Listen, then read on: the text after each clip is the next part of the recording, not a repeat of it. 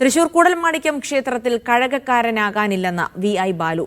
കഴക ജീവനക്കാരനെ ഓഫീസിലേക്ക് മാറ്റിയത് വർക്ക് അറേഞ്ച്മെന്റ് മാത്രമെന്നും ബാലുവിനെ കഴകക്കാരനായി നിയമിക്കാനേ സാധിക്കൂവെന്നും ദേവസ്വം ചെയർമാൻ മീഡിയ വണ്ണിനോട് പറഞ്ഞു.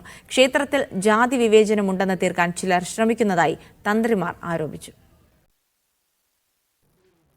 വിവാദങ്ങൾക്ക് പിന്നാലെ കഴകം ചെയ്യാനില്ലെന്നാണ് ബാലുവിന്റെ നിലപാട്.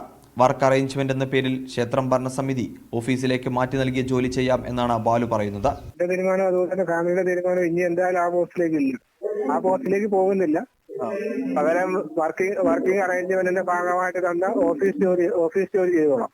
എന്നാൽ നിയമപ്രകാരം ബാലുവിന് കഴക ജോലി മാത്രമേ നൽകാൻ കഴിയൂ എന്നാണ് ക്ഷേത്രം ഭരണസമിതിയുടെ നിലപാട്. തന്ത്രിമാരുടെ എതിർപ്പിനെ തുടർന്നുള്ള താൽക്കാലിക മാറ്റമാണ് നിലവിലേത്. തസ്തിക മാറ്റ കാര്യത്തിൽ ബാലു അപേക്ഷ നൽകിയാൽ സർക്കാരിന് ശുപാർശ ചെയ്യുമെന്നും അന്തിമ തീരുമാനം സർക്കാരിൻ്റെതാണെന്നും ദേവസ്വം ചെയർമാൻ പറഞ്ഞു. ഇത് നിയമമനുസരിച്ച് സാധ്യമല്ല.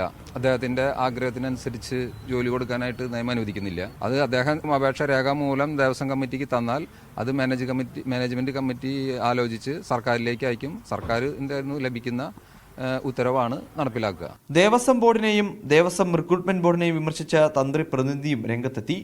ബാലുവിന്റെ നിയമനം ചട്ടവിരുദ്ധം എന്ന് തന്ത്രി പ്രതിനിധി ഗോവിന്ദൻ നമ്പൂതിരിപ്പാട് വാർത്താക്കുറിപ്പിലൂടെ പറഞ്ഞു. നിയമാനുസൃതം നിലനിൽക്കുന്ന കാരായ്മ വ്യവസ്ഥയെ ലംഘിച്ചത് എതിർത്തത് ജാതി വിവേചനമായി ചിത്രീകരിക്കാനാണ് ശ്രമിക്കുന്നതെന്നും നമ്പൂതിരിപ്പാട് കുറ്റപ്പെടുത്തി. ആരാധനാ സ്വാതന്ത്ര്യം, ആചാരാനുഷ്ഠാനങ്ങളുടെ സംരക്ഷണം എന്നിവയ്ക്കായി നിയമ നടപടി സ്വീകരിക്കാനാണ് തന്ത്രിമാരുടെ തീരുമാനം. കെ. അഖിൽ, മീഡിയ 1, തൃശൂർ.